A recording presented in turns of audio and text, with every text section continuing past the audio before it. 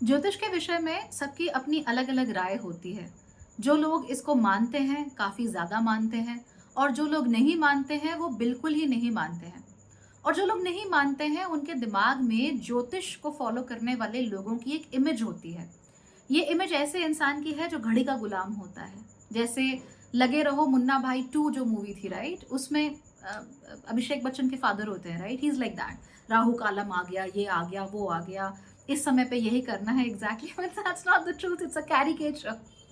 The truth is कि ज्यादातर लोग जो एस्ट्रोलॉजी में मानते हैं वो किन्हीं खास वजहों से मानते हैं। तो अभी रिसेंटली ही, इनफैक्ट आज ही, मुझे मेरे ही एक फ्रेंड ने पूछा कि does astrology even work, astrology काम करती है क्या, और अगर मैं एस्ट्रोलॉजी में नहीं मानता तो इसका मतलब मेरा जीवन क्या बर्बाद हो जाएगा। And I think it's a very valid question, a completely valid question. पूछना चाहिए हर वो व्यक्ति जो विचारशील है, जो थिंकर है, जो अपना भला करना चाहता है और अपने भले के लिए जो भी उसके लिए टूल्स अवेलेबल है उसे इस्तेमाल करना चाहता है और ओपन माइंडेड है, उसे ये सवाल पूछना चाहिए। और अगर आपसे भी कोई ये सवाल पूछे तो आपको परेशान नहीं होना चाहिए। Don't take it as a personal a personal threat or something. It's not a personal threat and everybody must ask this question. मैं भी आज यहाँ इसलिए हूँ क्योंकि मैंने खुद से ये सवाल पूछा था, should I even do it, should I not do it, वजह क्या है यार ये सब करने की, क्या मायने रखता है क्या।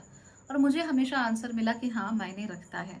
तो चलिए अभी हम ये बात कर लेते हैं कि एस्ट्रोलॉजी से रिलेटेड जो छोटे छोटे क्वेश्चंस होते हैं उन लोगों के जो इसमें नहीं मानते या मानना चाहते हैं but they don't have the right thing, क्या है।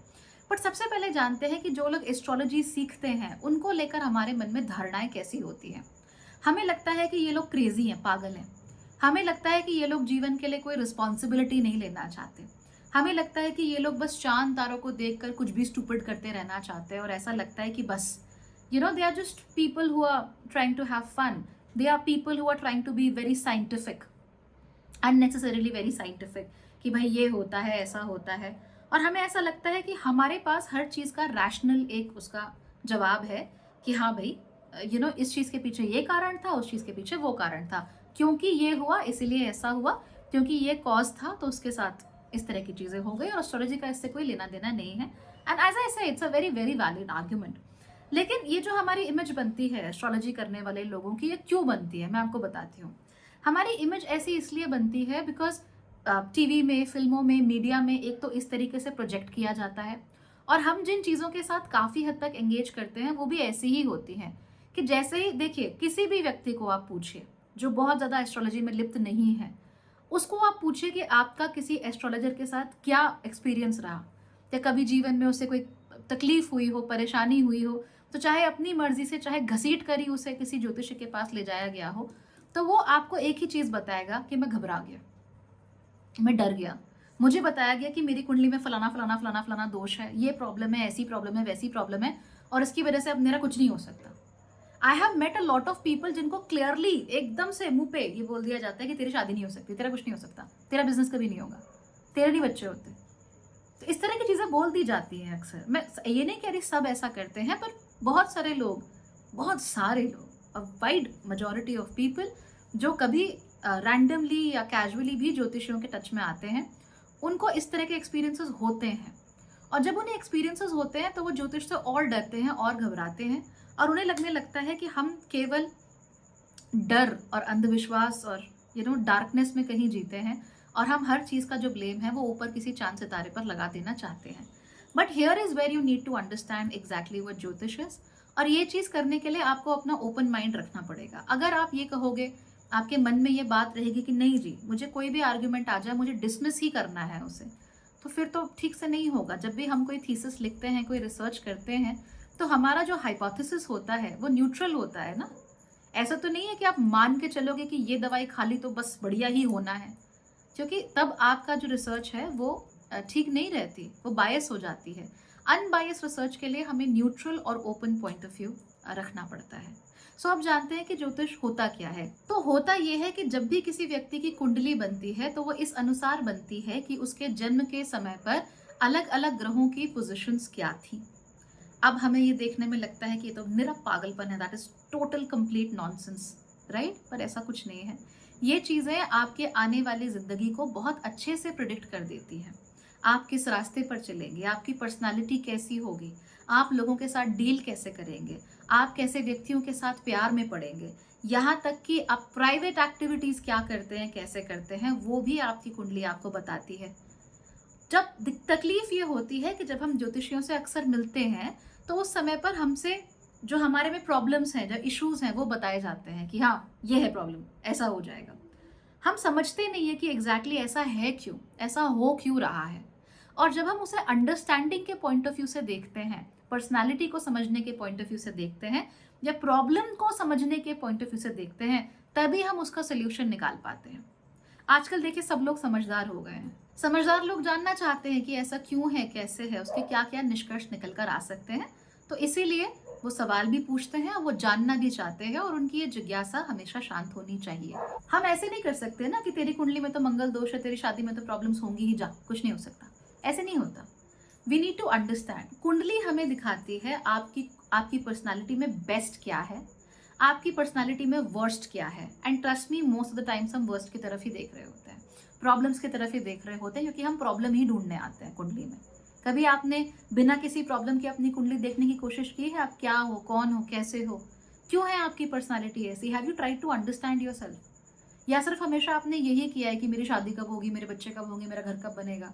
So when you come from a problem point of view, you always get problems only.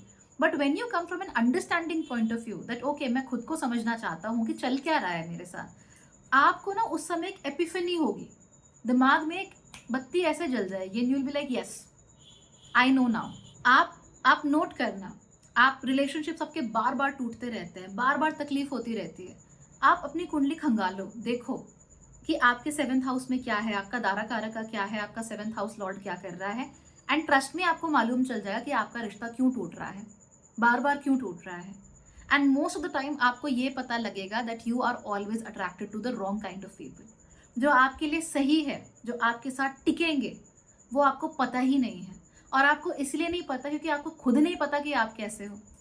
तो कुंडली इन बातों को भी बताती है, कौन से प्रोफेशंस में क्या करके एग्जैक्टली आपको सहायता मिलेगी, आपको मदद मिलेगी, सफलता मिलेगी।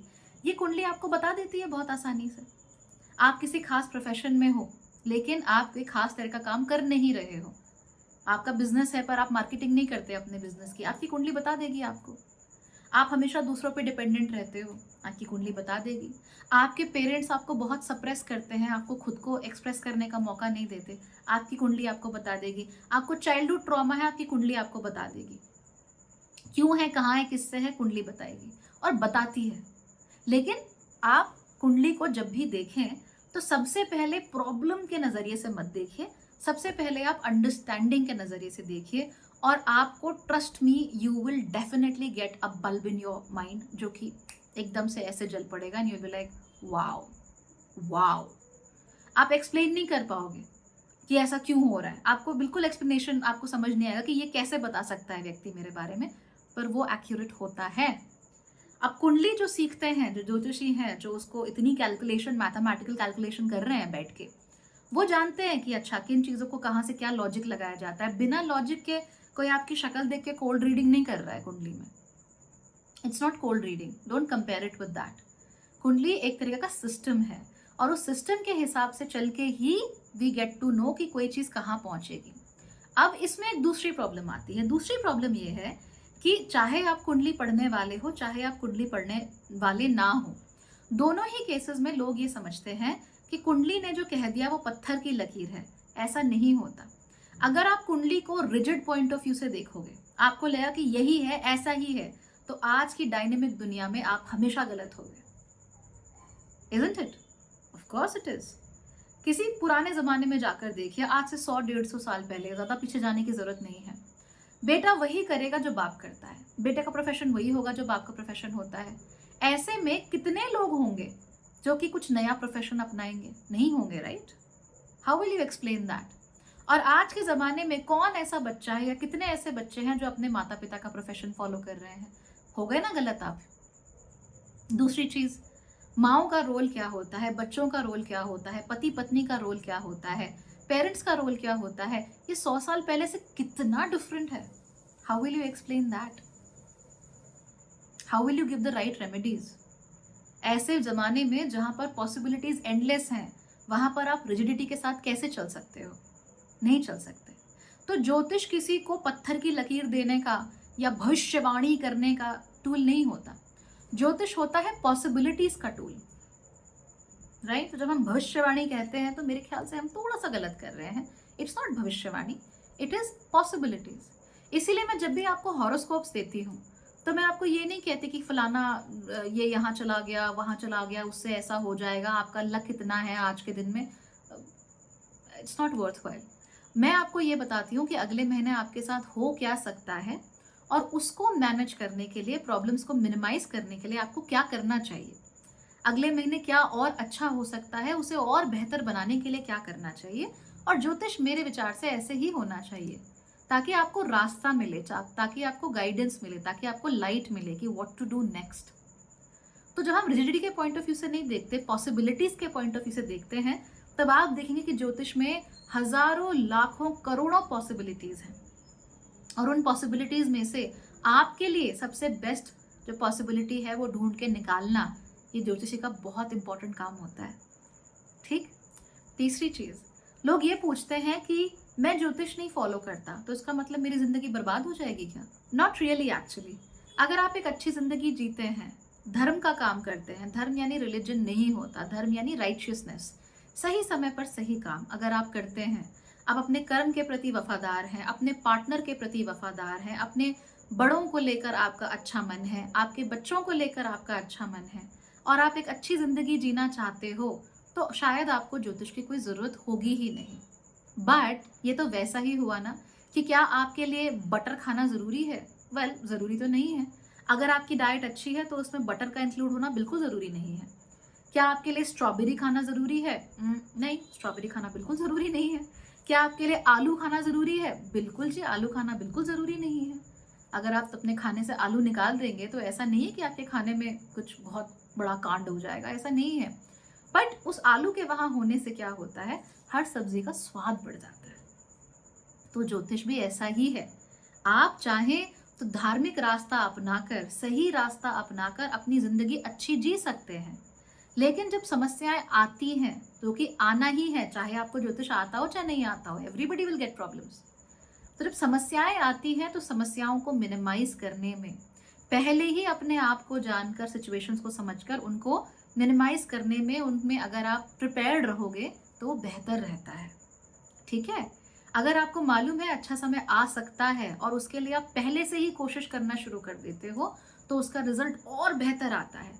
तो ठीक वैसे ही जैसे आलू डालकर सब्जी का स्वाद बढ़ जाता है, राइट, वैसे ही जिंदगी में जब हम ज्योतिष ले आते हैं, अच्छा ज्योतिष, रिजिड वाला नहीं, एक्सेसिवली ऑर्थोडॉक्स वाला कि तेरा तो हो गया बेटा, तू तो गया, मामू लेट जा, तेरी तो वाट लग गई, ऐसा वाला ज्योतिष अगर हम करते हैं तो फिर प्रॉब्लम हो जाती है। लेकिन अगर हम सही तरीके से सीख कर, सही तरीके से समझ कर ज्योतिष को अपने जीवन में अप्लाई करते हैं ना, तो उसके रिजल्ट्स जेन्युइनली अच्छे आते हैं और हमारी जिंदगी को वो एनरिच करता है, बेहतर बनाता है।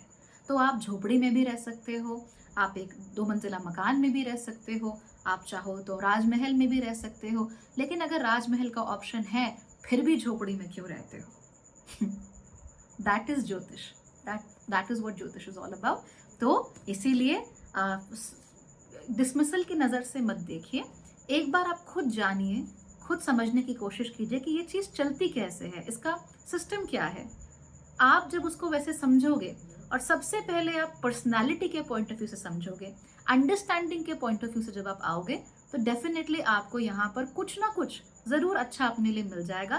That is something I can guarantee you. Definitely कुछ ना कुछ ऐसा ज्ञान का मोती आपको जरूर मिलेगा जिससे आपकी जिंदगी बहुत अच्छी हो जाएगी, चाहे वो एक ही हो, बहुत छोटा सा ही क्यों ना हो, लेकिन एक तरह से वो आशीर्वाद है, एक तरीके से ब्लेसिंग है। अगर आपको सिर्फ वो मिल गई, हो कूल। मैंने ऐसे लोग देखे हैं जो बिल्कुल नहीं मानते ज्योतिष में, जीरो, जिंदगी में कुछ प्रॉब्लम हुई, ज्योतिष के पास आए।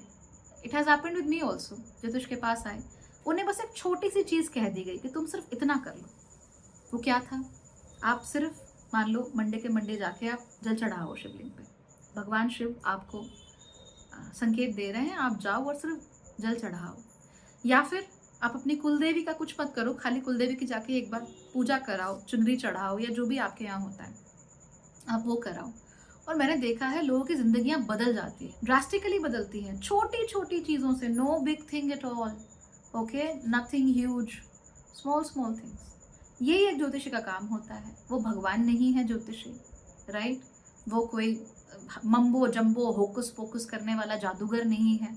वो एक व्यक्ति है जिसने एक सिस्टम सीखा है और जिसके पास इंटरप्रिटेशन की आर्ट है, और वो उस इंटरप्रिटेशन की आर्ट के थ्रू अपने सिस्टम को लगाकर आपकी ज़िंदगी की करोड़ों पॉसिबिलिटीज़ में से सबसे एक बेहतर पॉसिबिलिटी होती है, वो आपको बताता है। और अगर आप उसको फॉलो करो, खुद को अपनी उस कुंडली के साथ अलाइन करो, खुद को अपने कर्मों के साथ अलाइन करो, trust me you will be better. अगर आपको यकीन नहीं होता तो एक बार अपनी कुंडली के अनुसार खा पी कर और एक बार अपनी कुंडली के अनुसार अपनी दिनचर्या बनाकर देखिए, you will be surprised. And it is not that रतन पहनो एंड माला पहनो वाला ज्योतिष। It is very simple, it is very practical and it is very helpful. तो ट्राई करके देखिए, आई होप अच्छा लगेगा एंड आई कैन गारंटी कि आपको कुछ ना कुछ अच्छा ज़रूर मिल जाएगा यहाँ से, okay? But come from a place of understanding. Bye bye, take care.